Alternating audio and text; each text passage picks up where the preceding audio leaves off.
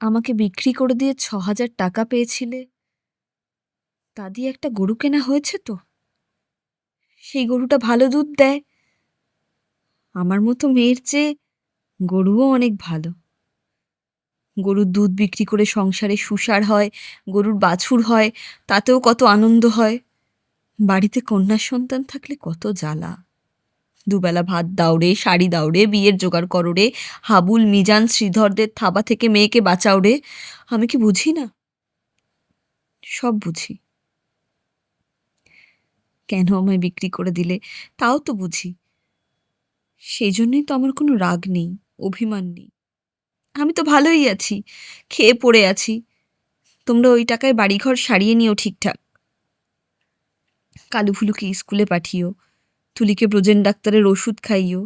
তুমি একটা শাড়ি কিনো, বাবার জন্য একটা ধুতি, দাদার একটা ঘড়ির শখ। তা কি ও টাকায় কুলোবে?